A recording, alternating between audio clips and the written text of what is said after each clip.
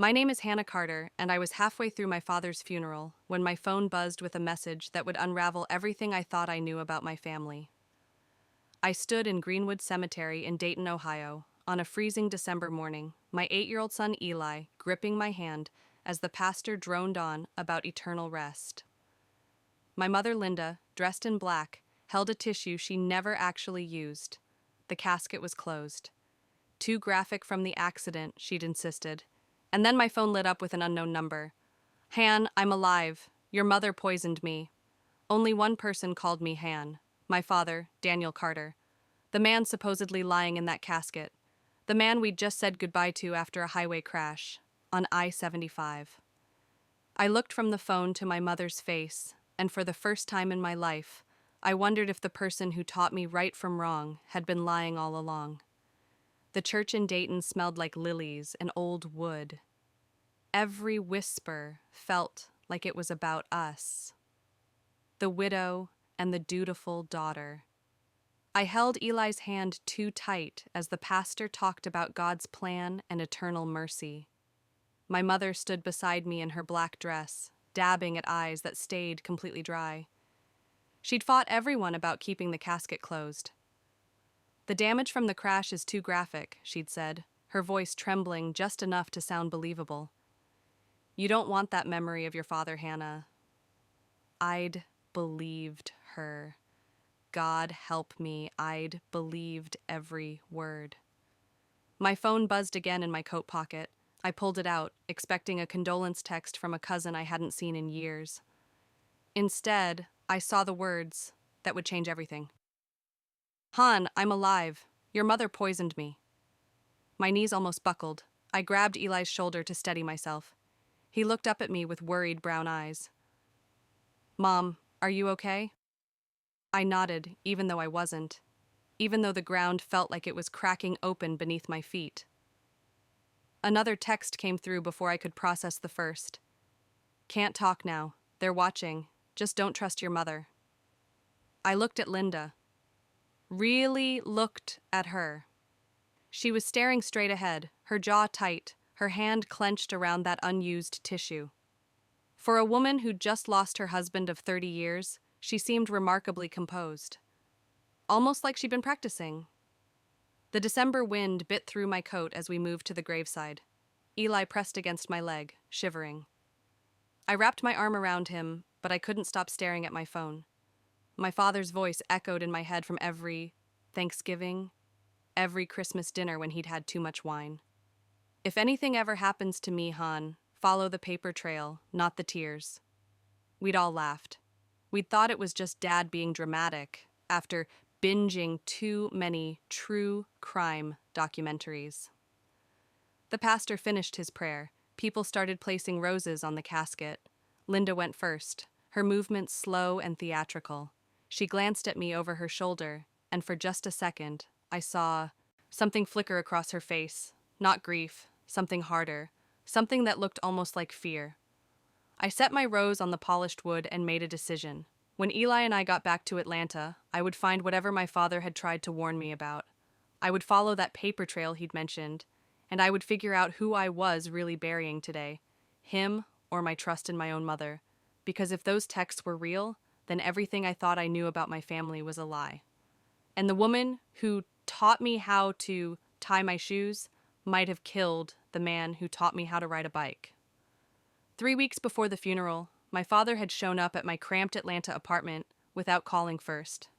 I remember being annoyed. I was in the middle of a double shift at the diner, exhausted, and Eli had just thrown a tantrum about homework. The last thing I needed was surprise guests. But Dad had looked nervous in a way I'd never seen before. His hands kept fidgeting with his car keys. His eyes darted around my tiny living room like he was checking for cameras. Hey, sweetheart, he'd said, forcing a smile. Thought I'd take Eli out for some ice cream. You look like you could use a break. I should have asked him what was wrong. I should have noticed the way his voice shook when he said it. Instead, I just nodded and went back to folding laundry while they walked down to the Dairy Queen on the corner. When they came back an hour later, Eli's face was sticky with chocolate, and Dad pulled me aside in the kitchen. He handed me a plain white envelope, the kind you'd use to mail a bill. Important stuff, he'd said quietly. If something happens, don't give this to your mother. Promise me, Han. I'd rolled my eyes. Dad, you're being paranoid again. Did you watch another Dateline episode? He didn't laugh. He just looked at me with this intensity that made me uncomfortable. Promise me. Fine, I promise. I'd shoved the envelope into the junk drawer under a pile of overdue electric bills and DoorDash coupons. That drawer was where things went to die in my apartment. I'd forgotten about it within an hour. Now, driving back to Atlanta with Eli asleep in the back seat, I couldn't stop thinking about that envelope. My father's warning echoed in my head. Follow the paper trail, not the tears. What if he'd known something would happen? What if he'd been trying to protect me from something I was too stupid and exhausted to see? The highway stretched out in front of me, empty and dark. Eli snored softly, his head tilted against the window. I thought about all the times my father had tried to tell me something, and I'd brushed him off. All the moments I'd been too busy, too tired, too convinced that nothing bad could ever really happen to us. If that envelope was still in my drawer, then maybe I hadn't completely failed him. Maybe there was still time to understand what he'd been trying to say. Maybe I could still follow the trail he'd left, even if I couldn't. Follow him home. I pressed harder on the gas pedal. Atlanta was still 3 hours away, but I needed to get there. I needed to open that drawer, find that envelope, and see what my father had been so desperate for me to know. Because if Dad was right about needing to hide something from Mom, then that drawer might hold the only truth left in this toxic family story. And truth, I was starting to realize, might be the only thing that could keep Eli and me safe. The church basement smelled like coffee from a stained percolator and casseroles that all looked the same. Ham and potatoes, green bean bake. Someone's aunt had brought cupcakes with little crosses on them. Kids ran around between folding tables while adults stood in clusters, speaking in hushed tones about the tragedy. I watched Linda work the room. That's the only way to describe it. She moved from group to group, accepting condolences with perfectly timed tears that never quite fell. Touching arms, squeezing hands, playing the devastated widow like she'd rehearsed the part. Your mother is so strong, my Aunt Carol whispered to me, balancing a paper plate of pasta salad. I don't know how she's holding it together. I wanted to tell her that Linda had always been good at holding it together. That control was her superpower. Instead, I just nodded and excused myself to check on Eli, who was playing with some cousins by the craft table. That's when I heard my Uncle Frank talking to someone near the coffee station. They rushed Daniel through that private crematorium, he was saying, his voice low. Linda insisted on it, said she couldn't bear the thought of him lying in a morgue. The woman he was talking to made a sympathetic sound. So tragic. That pile-up on I-75 was all over the news. Yeah, but here's the thing. Frank lowered his voice even more. I pretended to fix Eli's collar while straining to hear. The police report said Daniel's car went off the road before the pileup even happened, like he swerved to avoid something that wasn't there. My blood went cold. I glanced toward Linda. She was across the room, but her eyes found mine at exactly that moment. For a second, we just stared at each other. Then she smiled, this tight, warning smile, and turned back to her conversation. My phone buzzed. The unknown number again. Ask about the insurance policy. I felt dizzy. Funeral receptions always made me feel trapped, but this was different. This was the walls closing in, the air getting thin, reality bending at the edges. I grabbed Eli's hand. Come on, buddy, let's get some fresh air. Outside, the Ohio afternoon was gray and cold. A few people stood by their cars, smoking. I walked Eli to a quiet corner of the parking lot and pulled out my phone. The text stared back at me, taunting. Insurance policy. What insurance policy? When I went back inside, I found Linda by the dessert table. She was alone for the first time all day. I walked up to her, my heart pounding. Mom, can I ask you something? She turned to me with that practiced grief face. Of course, honey. Did Dad have a life insurance policy? Something flickered behind her eyes, just for a second. Then it was gone. Hannah, why would you ask me that right now? At your father's funeral reception? I'm worried about money, the funeral costs. I thought maybe. Don't worry about money. Her voice had an edge to it now, sharp, controlled. Everything is taken care of. But did he have a policy? Linda set down her coffee cup with too much force. Why are you doing this? Why are you asking these horrible questions instead of grieving your father like a normal person? Her voice had risen. People were starting to look. I felt Eli tug on my sleeve, frightened. I took a breath, backed down, apologized. Because that's what you do when you're dealing with one of those AITA toxic parents who can twist everything into your fault. You apologize for asking questions. You apologize for wanting the truth. But as Linda walked away, I saw her pull out her phone and step outside. Through the glass door, I watched her face change. The grief mask fell away. She looked hard, calculating, angry. And for the first time in my life, I wondered if my own mother could kill. Not in theory, not as a dark joke after too much wine, but really, truly kill. Poison a man she'd been married to for 3 decades and then stand in a church basement eating funeral cupcakes while everyone praised her strength. Would you have asked more questions? Or would you have stayed quiet, like a good daughter, and let the truth stay buried with that closed casket? I drove through the night to get back to Atlanta. Eli slept the whole way, curled up with his dinosaur blanket in the back seat. The highway was empty, except for long-haul trucks and the occasional deer near the tree line. I drank gas station coffee that tasted like burnt plastic and replayed every conversation I'd ever had with my father. All the little warnings I'd ignored. All the times he'd said something that sounded paranoid, but might have been survival. I pulled into my apartment complex at 3 a.m. The parking lot lights flickered. Somewhere nearby, someone was playing music too loud.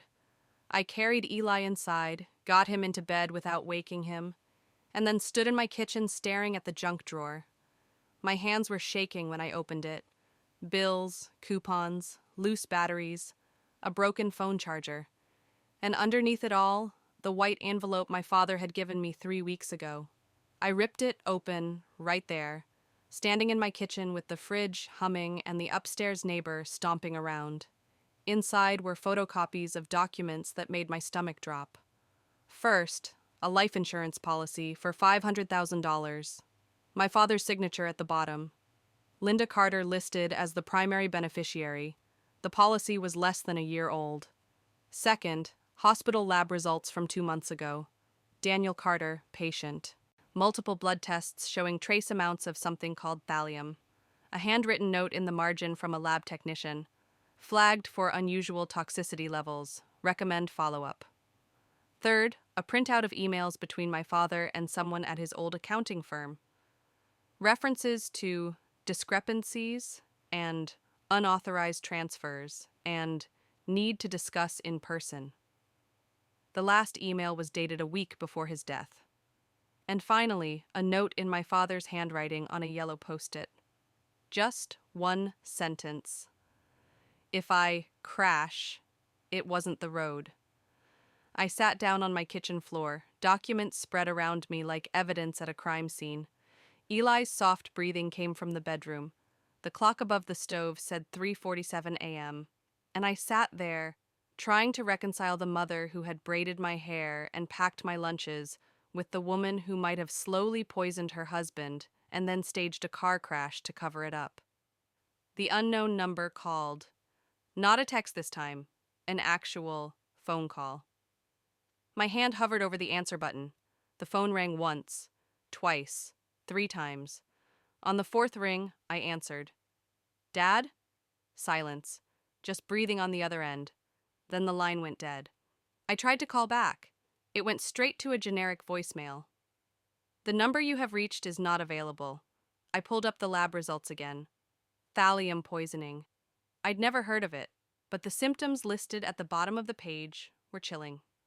Hair loss, numbness in the extremities, confusion, abdominal pain. My father had complained about all of those things in the months before his death. We'd all told him to see a doctor. He'd said he did. But apparently, when someone did finally flag the poisoning, it was too late. Or maybe it wasn't too late. Maybe he'd seen the results, realized what Linda was doing, and gone into hiding. Maybe the car crash was staged. Maybe the closed casket funeral was just Linda's way of making sure no one ever looked too closely. Outside my window, the sky was starting to lighten. Morning was coming. I had to get Eli ready for school in a few hours. I had a shift at the diner at noon. Life was supposed to just continue, like my entire understanding of reality hadn't just shattered on my kitchen floor. But as I gathered the documents back into the envelope, I made a decision. I wasn't going to let this go. I wasn't going to be the good daughter who stayed quiet and pretended everything was fine. This wasn't just another one of those toxic family stories where everyone knows the truth, but no one speaks it out loud. If my father was alive, I was going to find him. If my mother had tried to kill him, I was going to prove it. And if there were more people involved, hospital staff who ignored the flags, insurance agents who rushed through paperwork, cops who didn't investigate a suspicious crash, then I was going to burn it all down. Because Eli deserved better than growing up in a family built on lies and poison.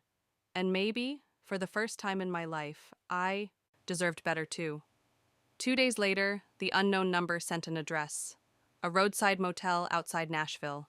The Desert Rose Inn, room 14. No explanation. Just the location and a time. 8 p.m. tonight. I told Linda I was taking Eli on a weekend trip to see a friend. She didn't ask questions. She just said, "That's nice, honey. You need a break after all this." Her voice was warm, concerned, exactly how a mother should sound. It made my skin crawl. I dropped Eli off at my friend Jessica's apartment in Atlanta.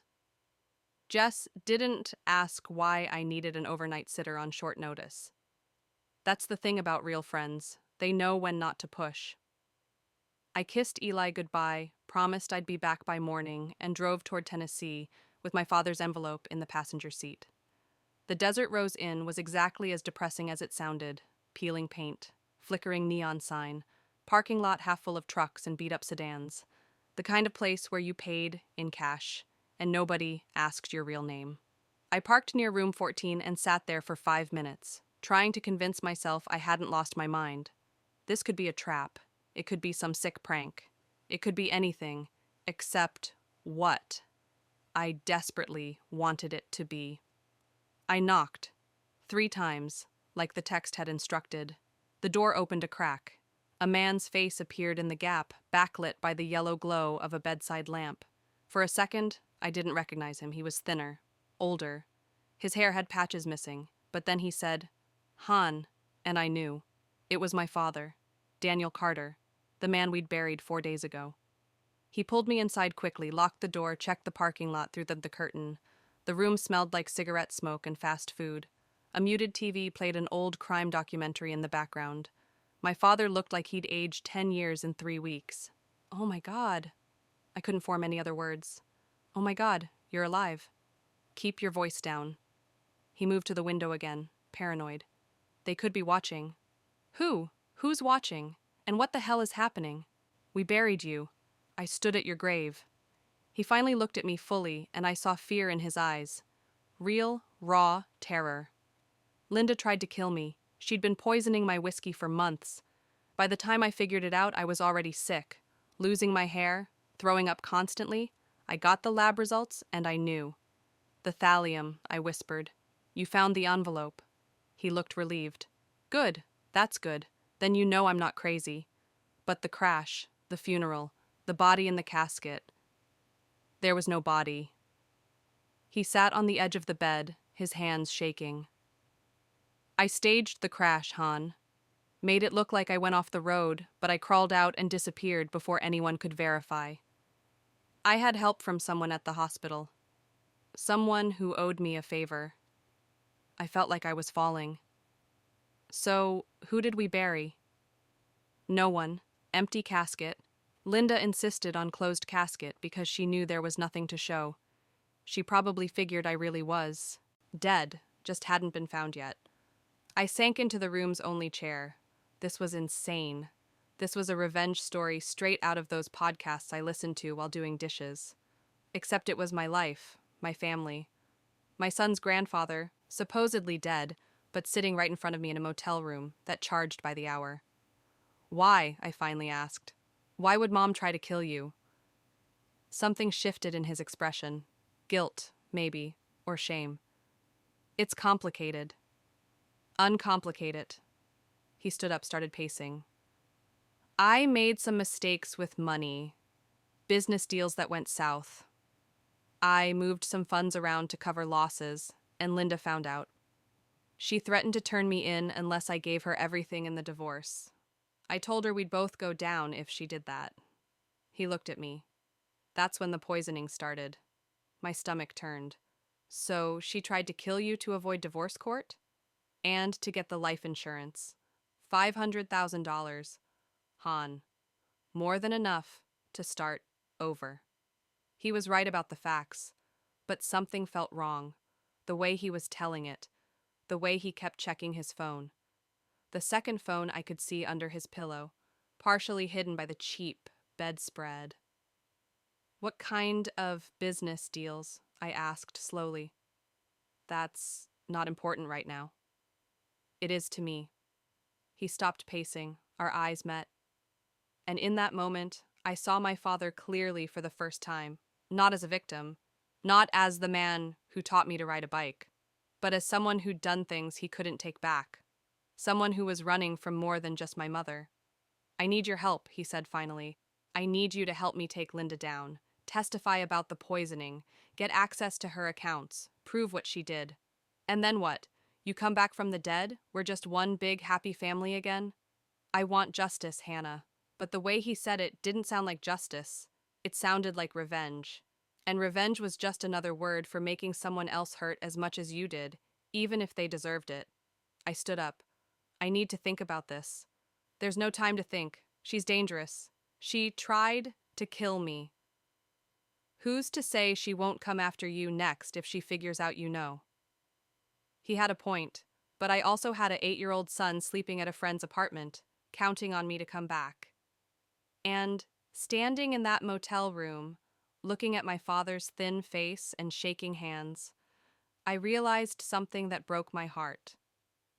I didn't know who to trust anymore. Not him, not her, maybe not even myself. What kind of father asks his daughter to choose sides in a murder plot? And what kind of daughter was I becoming by even considering it? I didn't leave the motel that night. My father ordered pizza from a place down the road, and we sat in that depressing room picking at pepperoni while he told me everything. Or at least his version of everything. The business deals he'd mentioned weren't just mistakes. They were fraud.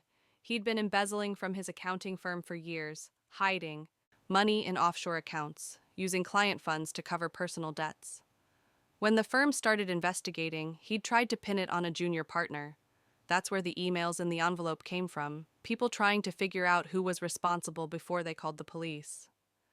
So, Mom found out you were a criminal, and instead of turning you in, she decided to kill you? I said, my voice flat.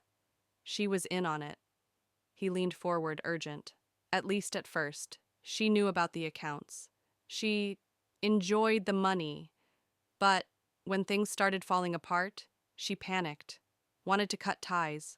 I told her we were both guilty, both going down together if either of us talked. So she poisoned you. So she poisoned me. I pulled out my phone and started recording. He didn't notice. He was too focused on convincing me that Linda was the villain, that he was just a man who'd made mistakes and married the wrong woman. But as he talked, details slipped out that didn't match his victim story. He mentioned using my childhood social security number to open credit cards when I was 10. He talked about moving money around in a way that made it clear he'd stolen from sick people and retirees. He described Linda's poisoning like it was a strategic move in a chess game, not attempted murder. "And you want me to help you destroy her?" I said when he finally stopped talking. "I want us to expose the truth. Your truth. The version where you're the good guy." His face hardened. "You think I'm lying?" "I think you're telling me what you need me to believe." I stood up, shoved my phone in my pocket with the recording still running. "I think you're scared and desperate, and you want me to save you the same way you never saved me when I was struggling to raise Eli alone. That's not fair."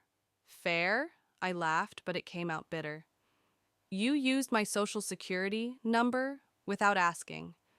You committed crimes and expected Mom to cover for you. And now you want me to pick a side like this is some kind of game.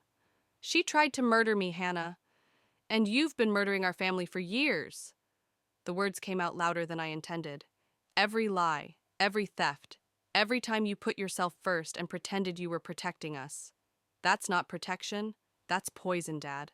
You're just as toxic as whatever Linda put in your whiskey." He stared at me like I'd slapped him. Good. Maybe he needed to be slapped. My phone buzzed. A text from Linda. "Where are you really, Hannah? You're not with Jessica." My blood went cold. How did she know? Had she called Jessica? Was she having me followed? I looked at my father, and for the first time, I felt real fear. Not of what Linda might do, but of what it meant that both my parents were capable of this level of deception. "I have to go," I said. "Hannah, wait." But I was already at the door. As I pulled it open, I saw a black SUV circle through the parking lot slowly. Too slowly. Its windows were tinted. My father saw it too and went pale. "They found me," he whispered. "Who's they?" "The people I stole from, or the cops, or Linda's people. Does it matter?" I looked at my father, really looked at him, and saw a man who'd spent his whole life running. From responsibility, from consequences, from the truth, and I realized that's what he wanted me to do too. Run. Hide. Blame someone else. Live in fear and paranoia until I was just like him. But I had Eli, and Eli deserved better than another generation of this toxic family cycle. "I'm not helping you," I said quietly, "and I'm not helping her either." "Then what are you going to do?" I pulled out my phone, brought up the recording I'd made of his confession. His eyes widened as he realized what I'd done. "I'm choosing the truth," I said, "even if it destroys everyone." I walked out into the parking lot. The SUV was gone. Maybe it had never been there at all, just another piece of my father's paranoid fantasy. I got in my car, locked the doors, and sat there shaking. On the local news app, I saw a headline: "Federal investigation into financial crimes firm expands." I clicked it. There, buried in the third paragraph, was my father's old company name. The FBI was involved now. They were looking for Daniel Carter and several associates. I texted Linda. "I know everything about Dad, about the poison, about the fraud." 3 dots appeared, then disappeared, then appeared again. Finally, "We need to talk. Where are you?" I didn't answer. Instead, I pulled up the U.S. Attorney's Office website for the Northern District of Georgia and found the tip line for financial crimes. My hands hovered over the keyboard. This was it. The moment where I decided who I was going to be. The daughter who protected her parents' secrets, even when those secrets were poison? Or the mother who broke the cycle, even if it meant burning everything down? I thought of Eli, his smile, his questions about why Grandpa died, his innocence. And I started typing. Maybe my father wasn't just a victim of poison. Maybe he was poisoned too.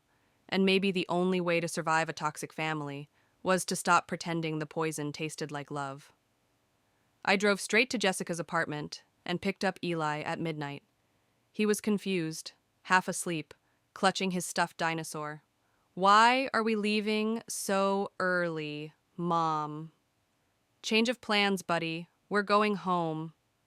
Jessica gave me a worried look but didn't ask questions. That's what I loved about her. She understood that sometimes you needed to make midnight escapes and figure out the explanations later. Back at our apartment, I got Eli settled in his room and stood in my kitchen for the second time that week, surrounded by evidence of my family's destruction. The envelope, the recording of my father's confession, text messages from Linda that had gone from concerned to threatening over the past few hours. I pulled up the email I'd drafted to the FBI. The subject line was simple: information regarding Daniel Carter investigation. My finger hovered over the send button. Then Linda called. I almost didn't answer, but something made me pick up. Maybe I needed to hear her voice one more time before I destroyed whatever was left of our family. Hannah. She sounded exhausted. Please, let me explain. Explain what? That you poisoned Dad? That you tried to murder him? Silence. Then, so quietly, I almost missed it. Yes. I hadn't expected her to admit it. I'd expected denial, gaslighting, all the classic moves from those AITA toxic parents. Reddit threads I'd fallen down at 2 a.m. when I couldn't sleep. Why? I asked. Because he was going to destroy us. Her voice cracked. The FBI was closing in. He'd used your identity, Hannah. Your social security number. He was going to let you take the fall for his crimes if it came to that. He told me as much. Said we'd all go down together, or he'd make sure you and I went down while he disappeared. So you decided to kill him? I decided to protect you. She was crying now, really crying. I swapped his blood pressure medication with something that would make him sick. I thought if he was hospitalized, investigated, maybe the authorities would find the evidence before he could destroy it all, before he could pin it on you. Thallium poisoning isn't just making someone sick, Mom. I know, her voice broke. I know, the dosage was wrong. It was supposed to be survivable, just enough to get him away from the computers, away from the accounts. But he figured it out. And then he staged that crash to make it look like I'd actually succeeded in killing him. The funeral was his idea.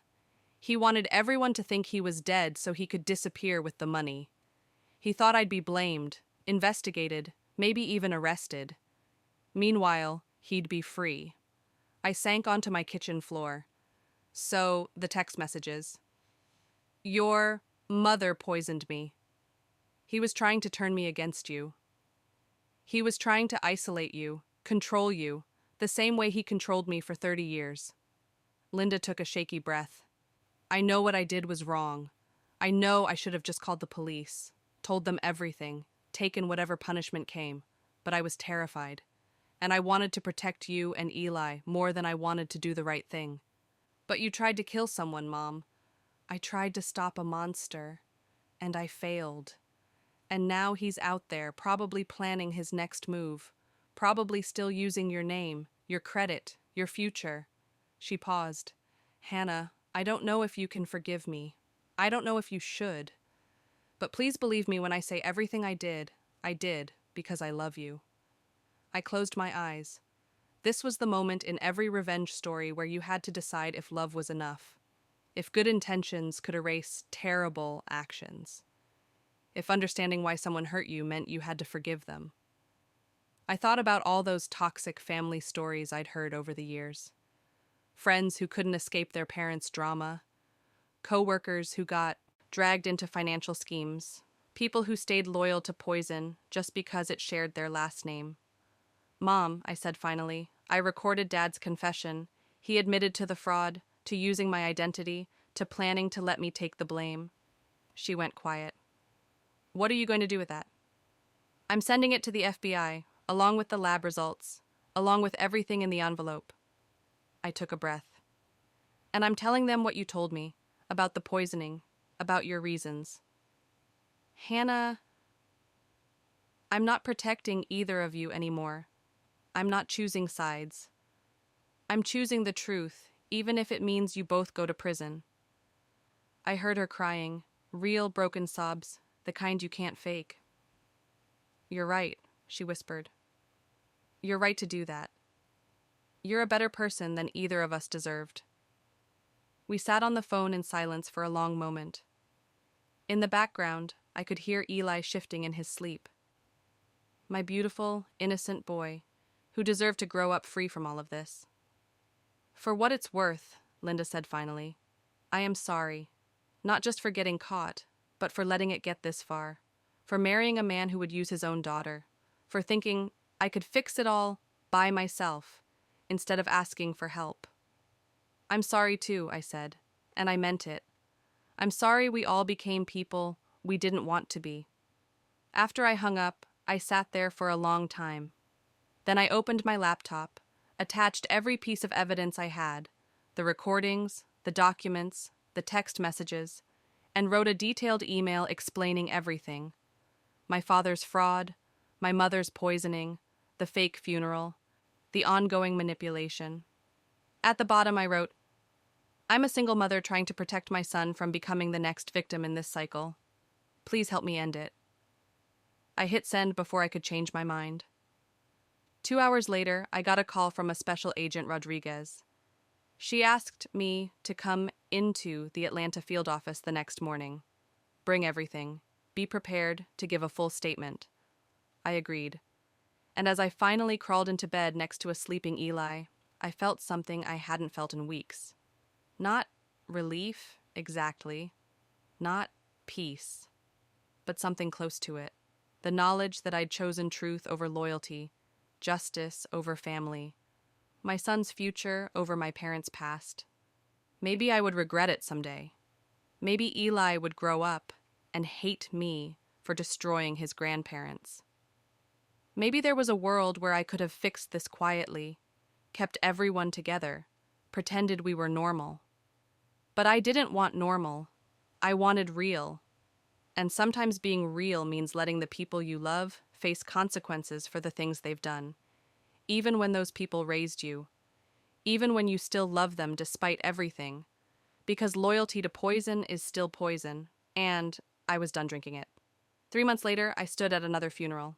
This one was smaller, quieter, no big church production, no closed casket controversy, just a simple memorial service at a public cemetery in Atlanta where they'd finally laid my father to rest after everything fell apart. Daniel Carter had been officially declared dead after a shootout with federal agents in a motel outside Memphis. He'd tried to run when they came to arrest him. The agents said he'd reached for something in his jacket. It turned out to be just his phone, but in that split second, everything ended the way it probably always was going to end. With my father running from consequences until he couldn't run anymore. Linda hadn't fought the charges. She'd taken a plea deal, admitted to attempted poisoning, obstruction of justice, conspiracy to commit fraud. The judge had been surprisingly sympathetic, given the circumstances. 5 years, eligible for parole in 3. She was at a minimum security facility in North Georgia. I'd visited her once. We'd both cried. Neither of us knew what to say. Now I stood with Eli at a modest grave marker. No life insurance money paid for this funeral. The FBI had frozen everything during the investigation. This marker was paid for with what I'd saved from my shifts at the diner, plus a little help from Jessica. Simple gray granite. His name, his dates. Nothing about being a beloved husband or devoted father, just the facts. Eli slipped his hand into mine. Are we safe now, Mom? I squeezed his fingers. We're safer because we know the truth. Grandma Linda said something like that when we visited, about truth being better than secrets. She's right about that. He was quiet for a minute, looking at the headstone. Then he said, I'm sad Grandpa died, but I'm glad you told the truth about him, even though it was hard. I knelt down next to him, looked into those brown eyes that still held on to innocence despite everything. You know why I told the truth? Why? Because I didn't want you to grow up thinking that love means protecting people when they do bad things. Real love means holding people accountable, even when it hurts. He nodded, processing this in that serious way 8-year-olds do when they're trying to understand adult concepts. Like, When you make me apologize to Max even though he's my best friend? I smiled. Exactly like that. The spring sun was warm on my shoulders. Birds sang in the oak trees that lined the cemetery paths. It was so different from that December funeral in Dayton. The cold wind, the gray sky, the performance of grief. This felt real, small and sad and honest. Later that week, I started a blog. Nothing fancy, just somewhere to tell my story anonymously. I called it Breaking the Cycle, and wrote about growing up in a family where secrets were normal and truth was dangerous. I wrote about the moment I chose to expose everything, even knowing it would destroy what was left of my family structure. The first post got 20 views, the second got 50. By the end of the month, I was getting messages from people all over the country, people who recognized their own toxic family stories in mine, people who were tired of protecting parents who'd never protected them, people who wanted permission to choose truth over loyalty. One message stuck with me. A woman in Michigan wrote, "My mother always said family comes first, but reading your story made me realize, what if family is what's holding you back? What if leaving is the bravest thing you can do?" I wrote back, "Sometimes leaving is the only thing that saves you. And sometimes, like in my case, you can love someone and still refuse to let them poison you. Both can be true." On Eli's 9th birthday, we had a small party at our apartment. Jessica brought cupcakes. A couple of his school friends came over. It was normal and simple, and exactly what we needed. As I watched him blow out his candles, I thought about all the birthdays ahead of us. All the years we'd have without the weight of my parents' choices crushing down on everything. That night, after everyone left and Eli was asleep, I pulled out the old envelope. I'd kept it, even after giving copies to the FBI. Something about needing to remember how it all started. My father's handwriting on that post-it note. If I crash, it wasn't the road. He'd been right. It wasn't the road that killed him. It was the choices he made every day, the lies he told, the people he betrayed. It was the life he built on stolen money and fractured trust. The road was just where it all finally caught up to him. I thought about Linda, in her prison cell, probably reading one of those thick mystery novels she'd always loved. I wondered if she saw herself in any of the characters. The desperate mother, the calculating killer, the woman who made one terrible choice, trying to prevent something worse. I thought about my father in that Memphis motel, reaching for his phone in his last seconds. What had he been reaching for? Who was he trying to call? Or was it just instinct, that constant need to have an escape route, an exit strategy, a way to outrun the truth one more time? And I thought about myself. The daughter who'd stood at 2 funerals for the same man and learned something different at each one. The first taught me that appearances could be deceiving. The second taught me that truth, however painful, was the only foundation worth building a life on. I looked into the mirror that night before bed. Really looked at myself. I saw my father's eyes, my mother's jawline, the genetic inheritance that couldn't be undone. But I also saw something else, something that was just mine. The strength to say no, the courage to choose differently, the determination to give Eli a childhood that wasn't built on secrets. Would you have done the same thing? Would you have exposed your parents, knowing it would end in funerals and prison sentences and family destruction? Or would you have stayed silent, protected the poison, called it love, because you didn't know what else to call it? I can't answer that for you. I can only tell you what I learned standing over my father's grave for the second time. That sometimes justice doesn't look clean. It doesn't feel good. It doesn't give you closure or peace or any of those things they promise in movies. It just looks like refusing to let the cycle continue, like choosing to be the person who breaks instead of the person who bends, like loving your child more than you fear being alone. The last time I spoke to Linda, she asked me if I'd forgiven her. I told her the truth. I didn't know yet. Maybe someday, maybe never. But forgiveness wasn't the same as trust, and trust was something that had to be earned back slowly, carefully, with years of proof that the poison was really gone. She'd nodded, understood, said that was fair. Fair. That word again. Like any of this was fair. Like there was a cosmic balance sheet where good daughters and bad parents and innocent grandchildren could all somehow even out. But maybe fairness wasn't the point. Maybe the point was just survival. Making it through to the other side, with enough of yourself left intact to build something new, something real, something that didn't require lies to hold it together. I buried a lot more than my father in these past few months. I buried my naivety, my blind trust, my belief that family loyalty was more important than moral courage. And in their place, I found something stronger. Not perfect, not painless, but mine. And on the days when I doubt myself, when I wonder if I did the right thing, I look at Eli, happy, honest, free from the weight of secrets he never asked to carry. And I know. Sometimes love means letting people fall. Sometimes protection means exposure. Sometimes the only way to save your family is to be brave enough to leave the poison parts behind. That's my story. That's my truth. And if it helps even one person recognize their own toxic family story and find the courage to break free, then maybe all of this meant something after all.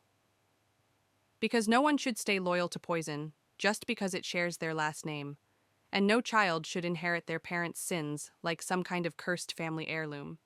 The cycle ends when someone is brave enough to stop passing it on. I chose to be that someone. What would you choose?